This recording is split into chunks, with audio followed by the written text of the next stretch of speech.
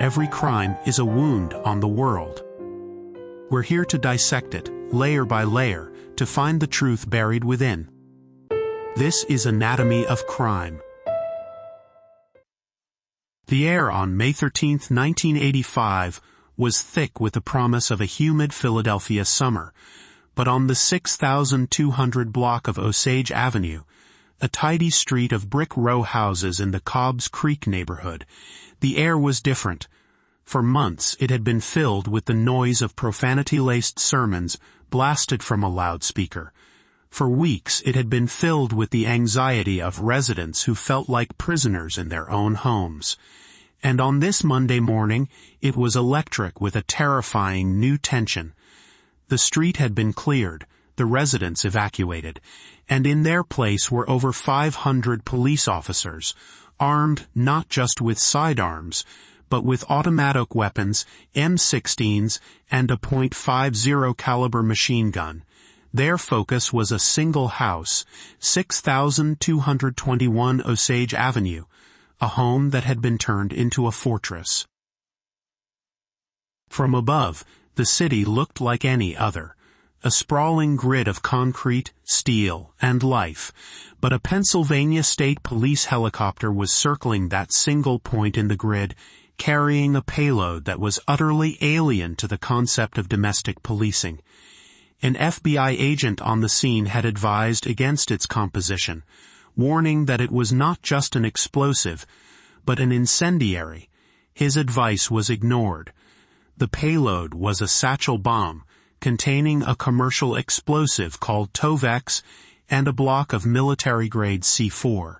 The target was a small, fortified bunker on the roof of the row house, the command post for the radical organization known as MOVE. After a day of siege, of tear gas, and a deluge of more than 10,000 rounds of ammunition, the inhabitants of the house remained defiant. A new plan had been approved. At 5:27 in the evening, the satchel was pushed from the helicopter. It fell through the hazy afternoon air and landed on the roof. The explosion was a dull, concussive whump, a sound that ripped a hole in the fabric of civic order. And then came the fire. First a wisp of smoke, then a flicker of orange, then a hungry, roaring blaze. The fire would not be an accident. It would be a strategy. Firefighters on the scene, hoses at the ready, were given a shocking order: let the fire burn. By the time the sun set, 11 people inside that house, including 5 children, would be dead. An entire city block, 61 homes belonging to families who had done nothing wrong, would be reduced to a smoking, skeletal ruin. This is not a story about a crime in the typical sense. There is no mystery about who pulled the trigger, or in this case, who dropped the bomb. The perpetrators were agents of the state, acting on official orders from the highest levels of city government. This is the story of how a city, a government, a police force, could reach a point where dropping an explosive device on a home occupied by men, women, and children seemed like a viable, even necessary, solution. Today, we dissect the anatomy of state-sanctioned violence, an anatomy composed of ideology, fear, failed politics, and a slow, corrosive dehumanization that turned neighbors into enemies and a city block into a battlefield. To understand the firestorm of May 1985, you have to go back to the beginning, to the man who called himself John Africa. He was born Vincent Leaphart in 1931, a Philadelphia native who grew up in the Mantua neighborhood of West Philadelphia. His life was, for many years, unremarkable. He was a small, wiry man who dropped out of school in the 3rd grade and was functionally illiterate. He served as a handyman and served a stint in the U.S. Army during the Korean War. But upon his return to Philadelphia, something within him began to change. He observed the world around him. The social upheaval of the civil rights and Black Power movements, the escalating war in Vietnam, the growing environmental consciousness, and began to formulate a radical critique of it all. Liebhardt developed an all-encompassing philosophy he called the guideline, or the teaching of John Africa, believing that his own lack of formal education kept his mind pure and untainted by the corruptions of the system. He dictated his thoughts to a University of Pennsylvania social work graduate named Donald Glassy. Glassy, a white man fascinated by Leiphardt's worldview, became his scribe, meticulously transcribing hundreds of pages of Leiphardt's doctrine. This text became the foundational scripture for the group that would soon form around him. John Africa's philosophy was absolute, intricate, and wholly uncompromising. At its core was the concept of natural law. He taught that all life was sacred and divinely interconnected. The system, his term for modern industrialized society, was an artificial, man-made construct that violated this natural law at every turn. It was the source of all illness, all injustice, and all suffering. He preached a total rejection of technology, modern medicine, science, and politics. He believed that the celluloid in film and photographs could capture and harm a person's spirit, that the processed foods of society were poison, and that electricity itself was a disruptive, unnatural force. His followers were taught to revere every form of life as holy. A dog, a cat, a rat, a cockroach, all were part of a single unified organism and were not to be harmed. This belief system dictated every aspect of their lives. They adopted a diet of raw, uncooked fruits and vegetables. They believed that soap and combs were unnatural, so they did not use them, allowing their hair to grow into the long, matted dreadlocks that became their signature. And they believed that disputes should be resolved not by the system's courts, but by turning to the pure, uncorrupted wisdom of John Africa himself. He was the lawgiver, the judge, and the source of all truth. The group that coalesced around these teachings in the early 1970s took the name MOVE. It was not an acronym, but simply a statement of purpose, of continuous action. They considered themselves a family, bound not by blood, but by their shared commitment to the guideline. As a symbol of their rebirth and their devotion to their founder, every member, man, woman, and child, adopted the surname Africa.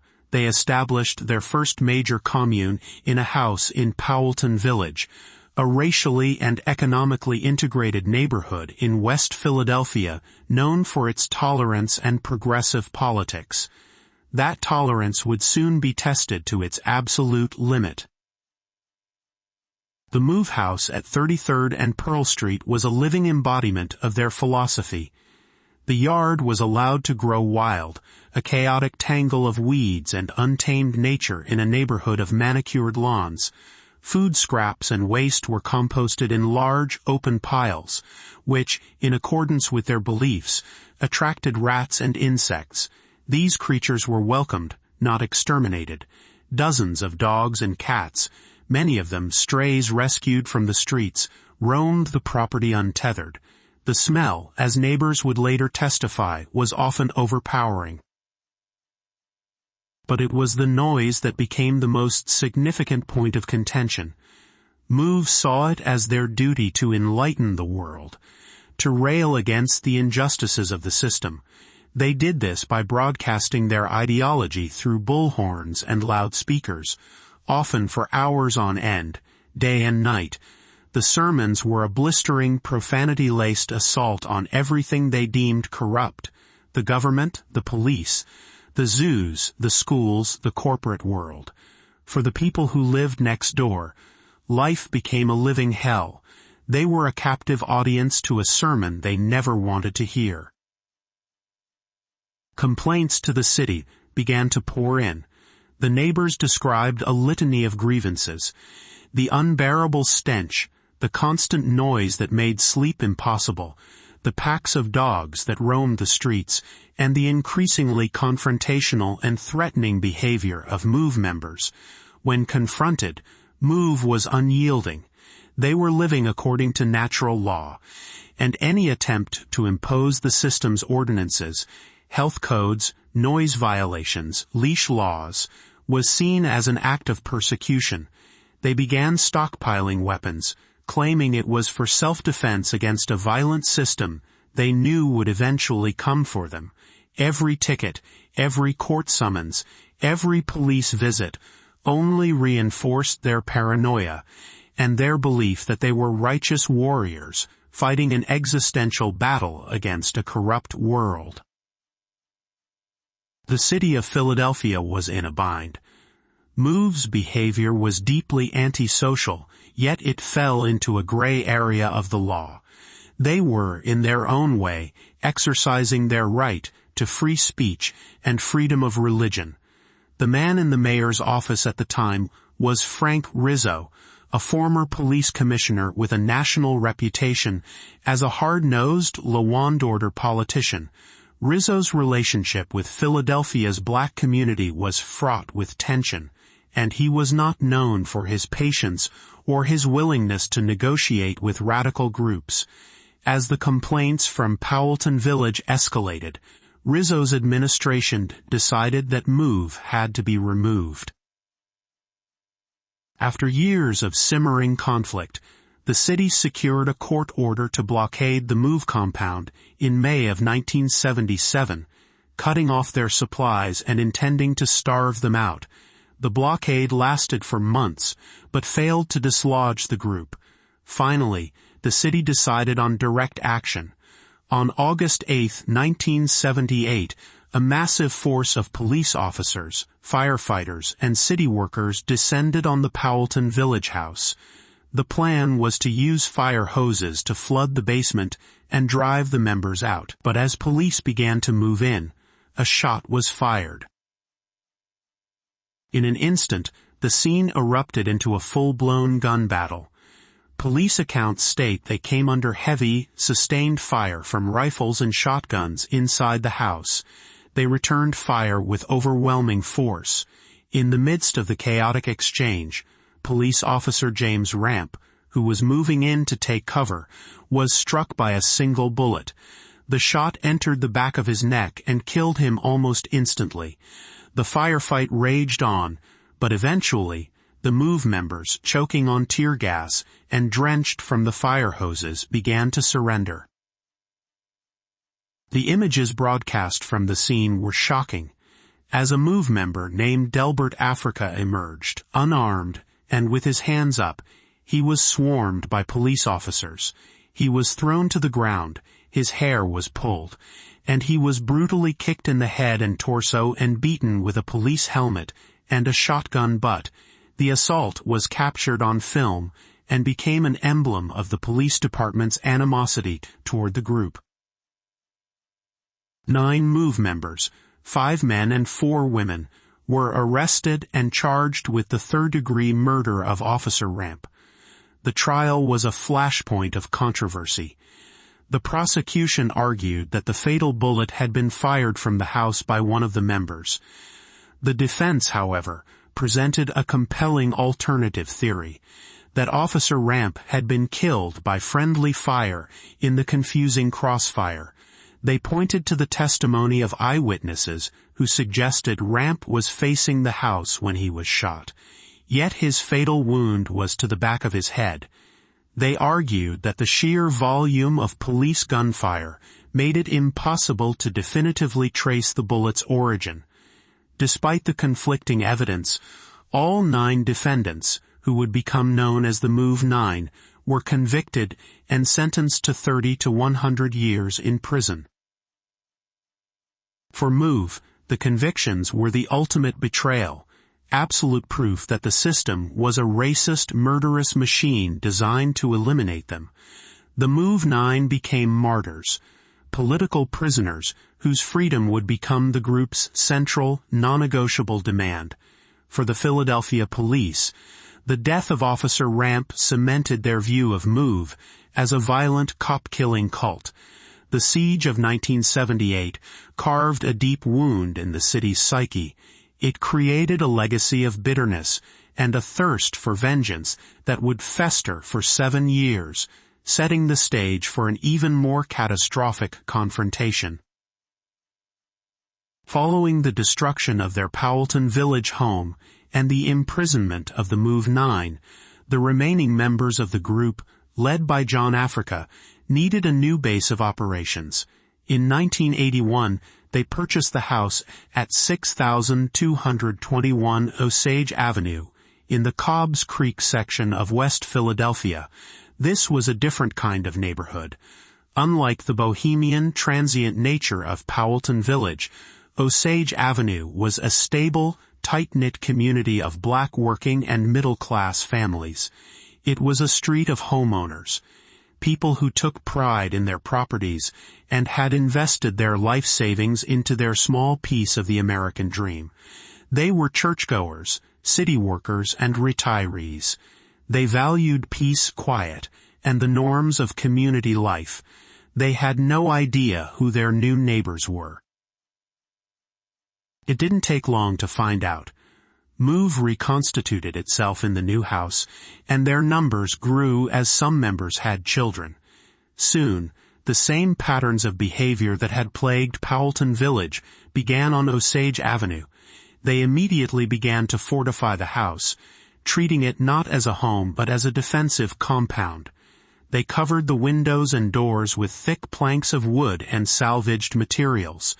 They erected a high stockade-style fence around the small front lawn.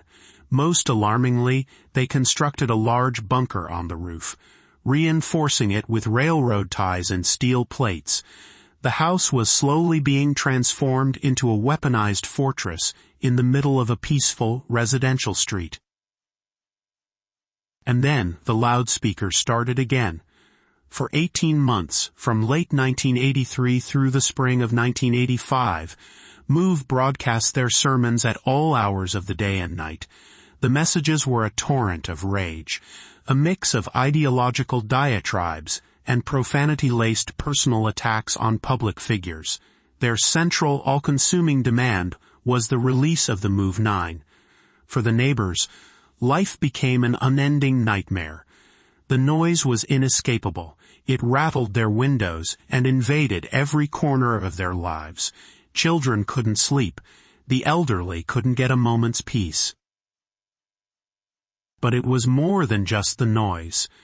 The yard at 6221 Osage became a repository for garbage and human waste, creating an overpowering stench and a serious health hazard. Move members would often stand on their roof, brandishing weapons and shouting what the neighbors perceived as direct threats.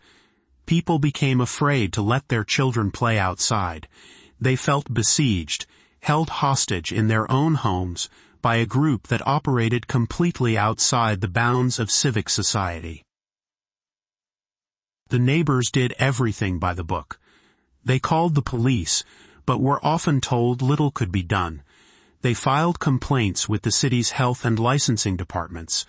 They organized community meetings. They wrote letters to the mayor's office, pleading for help. One neighbor, Clifford Bond, testified that he had called the police over 100 times. Their frustration grew into desperation and anger. They felt abandoned by the city they paid taxes to and whose laws they abided by. The mayor of Philadelphia was now Wilson Goode, a historic figure who had been elected in 1983 as the city's first African-American mayor. Goode was a stark contrast to his predecessor, Frank Rizzo. He was a church deacon, a technocrat, and a coalition builder who had risen through the ranks of city government. He was acutely aware of his position and the delicate political tightrope he had to walk. He did not want a repeat of the violent 1978 confrontation, which had so badly damaged the city's reputation and deepened its racial divisions. He urged patience and attempted negotiation. For months, city officials and community leaders tried to mediate the conflict. They held meetings with MOVE representatives, but they quickly ran into the same intractable problem that had stymied officials in the 1970s. MOVE did not negotiate. Their worldview was absolute. From their perspective, there was nothing to discuss. The MOVE 9 were political prisoners, innocent victims of a corrupt system. Their immediate and unconditional release was the only acceptable outcome. For Mayor Good and the city, releasing 9 people convicted of murdering a police officer was a political, legal, and moral impossibility. The two sides were locked in a state of mutual, unresolvable opposition. By the spring of 1985, the pressure on Mayor Good had reached a boiling point. The Osage Avenue neighbors were becoming more vocal and more organized. They picketed City Hall, their signs reading, "We want our neighborhood back." They went to the media, accusing the mayor of being weak and of showing favoritism to a black radical group for political reasons. The police union, still harboring deep resentment over the death of Officer Ramp, was also pushing for decisive action. The situation was a political powder keg. Good, feeling his authority challenged and his political future at risk, finally concluded that negotiation had failed. Force would be necessary. In late April and early May, top city officials began to draft a tactical plan. The key figures were Police Commissioner Gregor Samber and Fire Commissioner William Richmond. Samber, a confident and aggressive leader, viewed MOVE not as a community of dissidents, but as a terrorist organization. He assured the mayor that he had a plan to surgically remove the members from the house with minimal force and without endangering the surrounding neighborhood.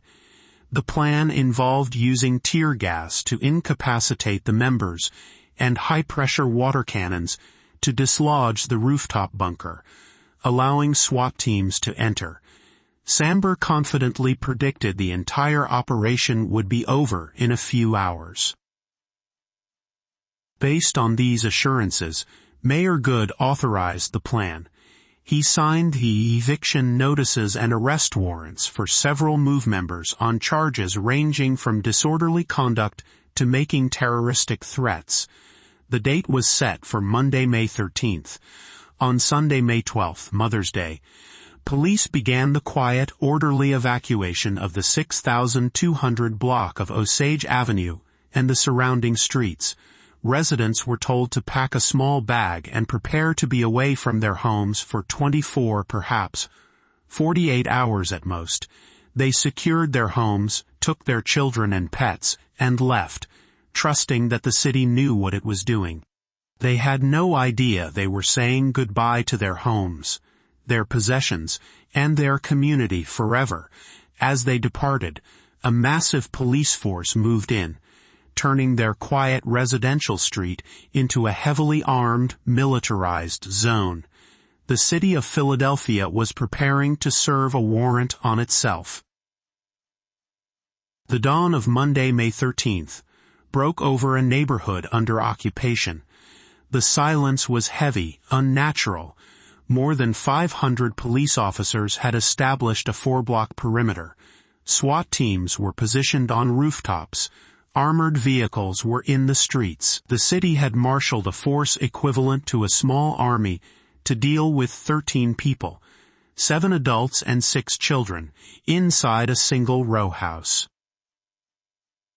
At 5:35 a.m., the operation officially began. Police Commissioner Samber, standing behind a barricade, raised a bullhorn to his lips. He announced the police presence, read the arrest warrants for 4 of the adults inside, and gave the members of MOVE a stark ultimatum. You have 15 minutes to surrender peacefully and come out unarmed. The response from inside the house was not long in coming. A defiant, profanity-laced tirade blasted from the MOVE loudspeaker, rejecting the city's authority and repeating the demand for the release of the MOVE 9. The 15-minute deadline came and went. At 6 a.m., Samber gave the order to commence Phase 2. Firefighters manning powerful water cannons, known as stangs, opened up on the house.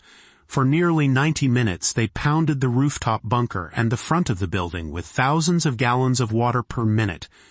The noise was a deafening roar that echoed through the empty streets. Simultaneously, police SWAT teams began using small explosive charges to blow holes in the walls of the adjacent empty houses 6,219 and 6,223 Osage. The strategy was to create entry points to insert tear gas from the sides, bypassing the heavily fortified front of the move home. At 7:22 a.m., the water cannons fell silent. Then came the gas. For hours, police pumped canisters of tear gas into the building. But the fortified structure and, presumably, the use of gas masks by the inhabitants rendered the gas largely ineffective. It was at this point that the carefully laid plans of Commissioner Samber began to completely unravel. The non-violent options had been exhausted and had failed. The situation escalated dramatically. Automatic gunfire erupted from police positions directed at the house. Police would later claim they were responding to shots fired from a gun port in the front of the building. Over the next 90 minutes, an estimated 10,000 rounds of ammunition were fired into 6,221 Osage Avenue by Philadelphia police. They used M16s, Uzis, shotguns, and even a .50 caliber machine gun, a weapon of war capable of piercing light armor. The front of the row house was systematically shredded, the brick facade pockmarked and destroyed by the relentless barrage. Inside the house, MOVE members did return fire, but it was sporadic and vastly outmatched. The hours dragged on. The stalemate was complete. The police could not get in, and the MOVE members would not come out. The city's leadership grew increasingly frustrated. Their quick surgical operation had devolved into a protracted, violent siege, broadcast live on local television. It was in this atmosphere of failure and desperation that a new, radical idea emerged from the command post, the plan to use a bomb. The primary obstacle, as officials saw it, was the rooftop bunker. It was from this fortified position that they believed MOVE was directing its resistance. The decision was made to destroy it. Lieutenant Frank Powell, head of the police bomb squad, was tasked with building the device. He constructed a satchel charge using 2 one-pound sticks of Tovex, a watergull explosive commonly used in quarrying, and a 1 1/4 pound block of C4, a powerful military plastic explosive. The inclusion of C4 was a fateful decision. An FBI agent on the scene, an expert in explosives, explicitly warned Philadelphia police officials against using C4. He explained that it was a high incendiary explosive and would almost certainly start a persistent fire. His professional warning was dismissed. The device was officially designated an entry device, a euphemism designed to suggest its purpose was merely to breach the bunker, not to function as a conventional bomb. The plan was presented to Mayor Good, who was monitoring the chaotic situation from his command post at City Hall. He gave his approval.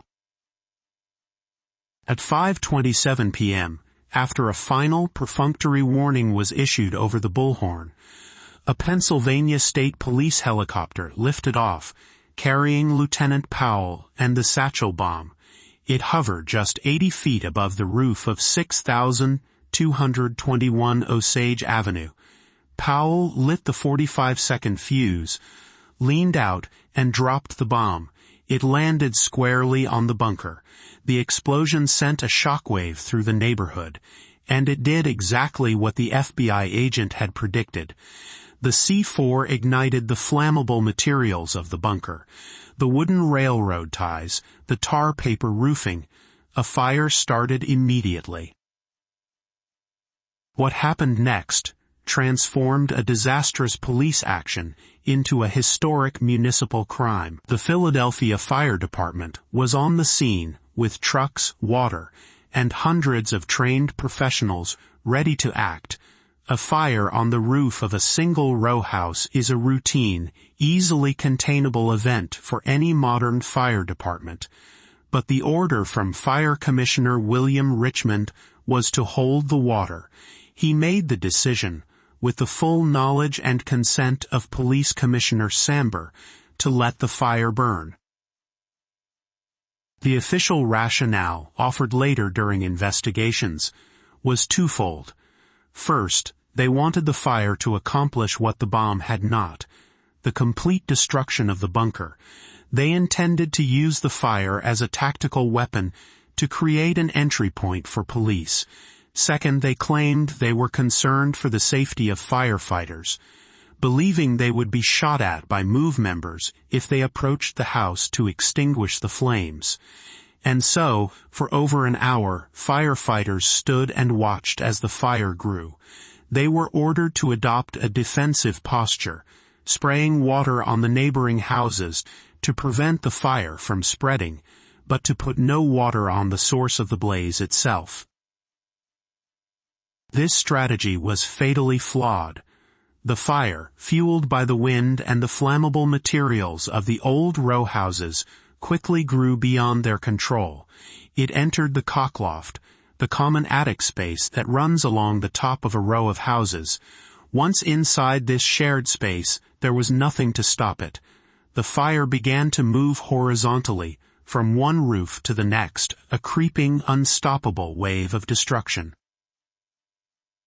Inside the burning house, the atmosphere had become a toxic, unlivable hell of smoke, heat, and tear gas. The surviving MOVE members, including the 5 children, made a desperate decision to flee through a door leading to a back alley.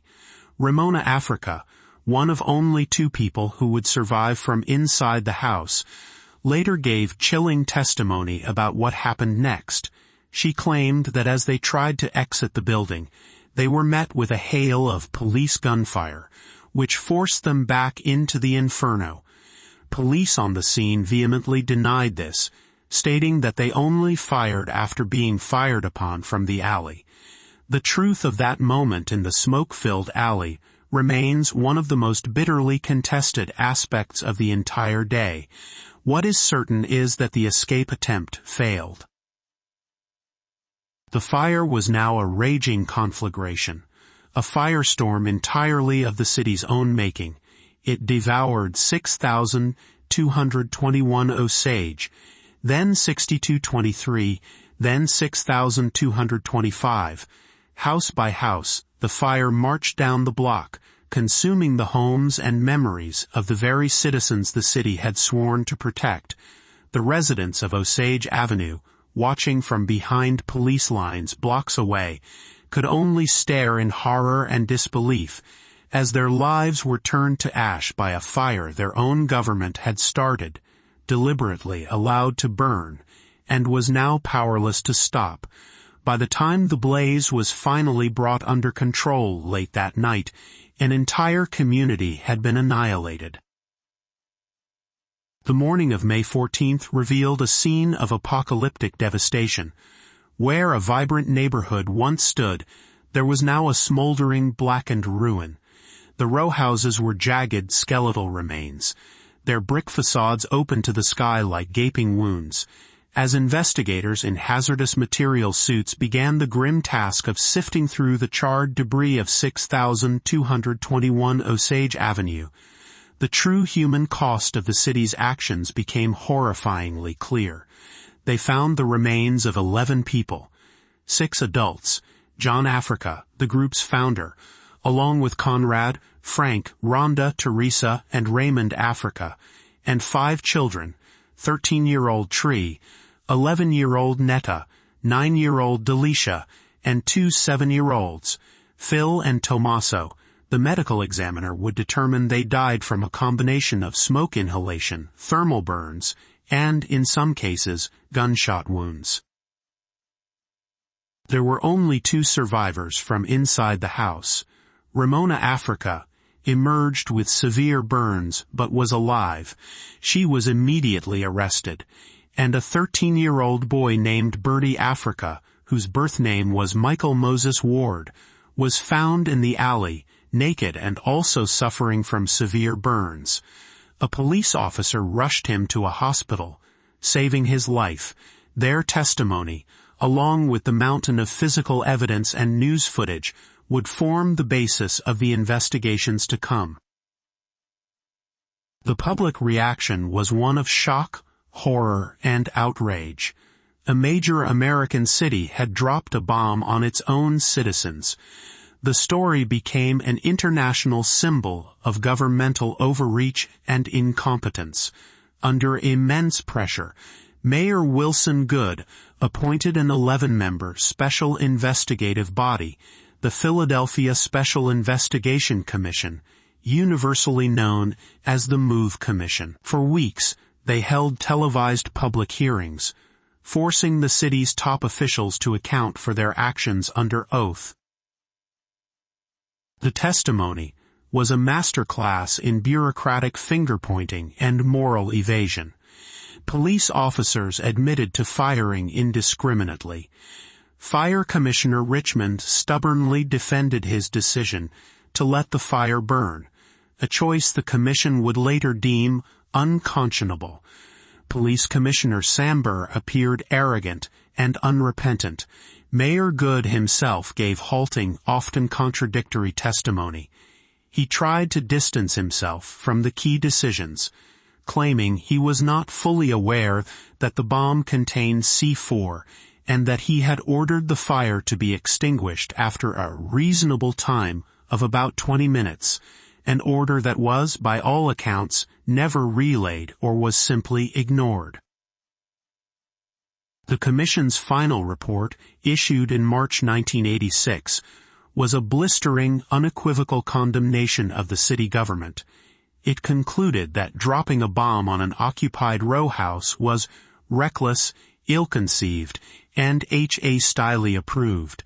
It found that the deaths of the 5 innocent children and 6 adults were unjustifiable homicides, and it stated that the decision to let the fire burn, which led to the destruction of an entire neighborhood, was a catastrophic failure of leadership at the highest level.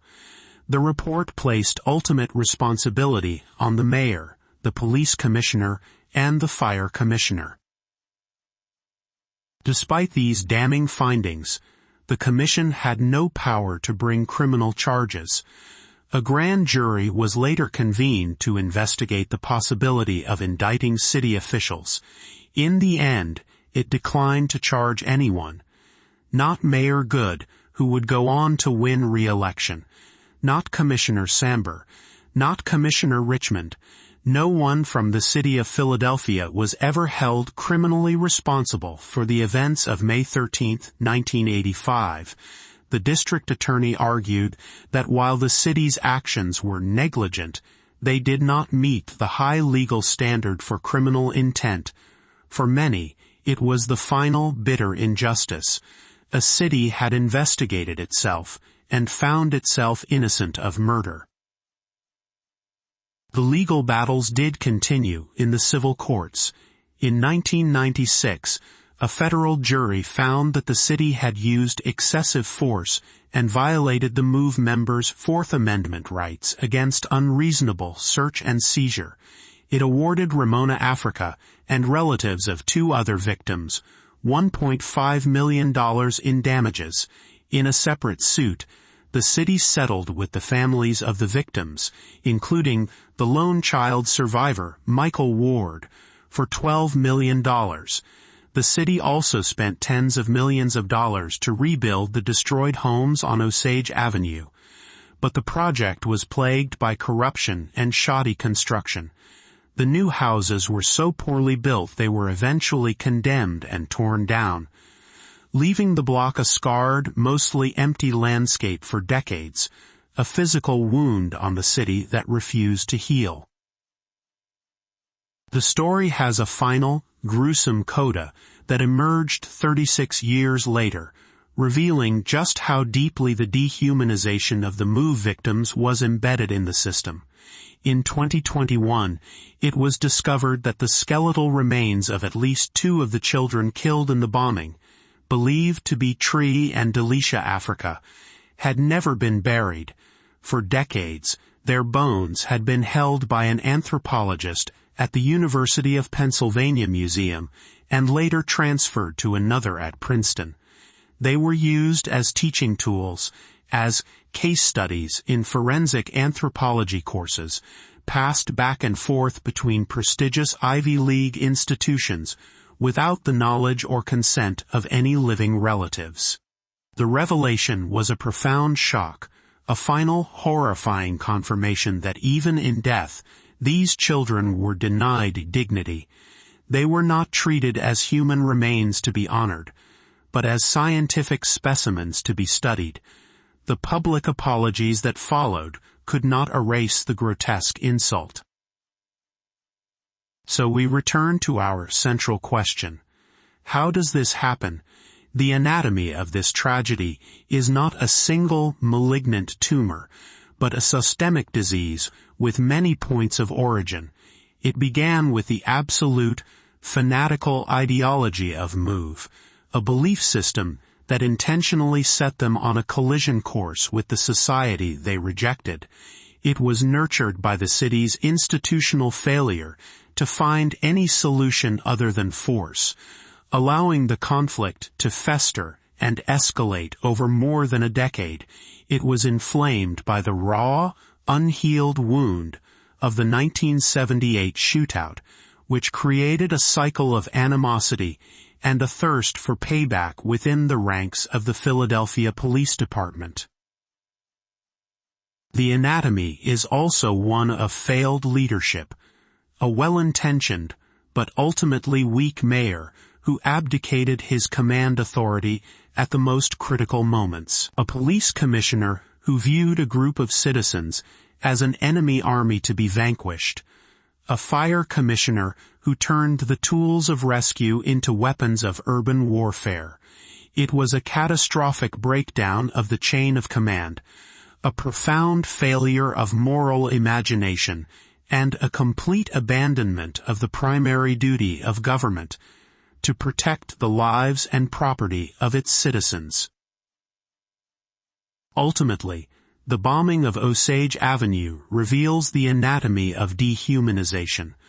Over years of conflict, MOVE ceased to be seen as a group of difficult, even dangerous citizens exercising their rights in an offensive way. In the eyes of the state, they were stripped of their humanity. They became something other, a cult, a blight, a terrorist organization. And when people are no longer seen as people, the unthinkable becomes possible. The rules of civic engagement are suspended and replaced by the rules of war. A residential street in a major American city becomes a free fire zone, and a bomb becomes just another tool in the arsenal of law and order.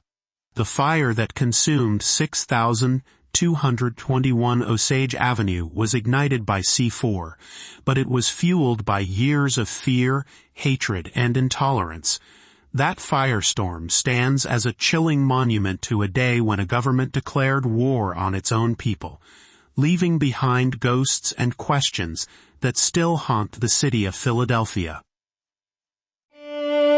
This has been Anatomy of Crime, where the truth is never simple, but always worth seeking.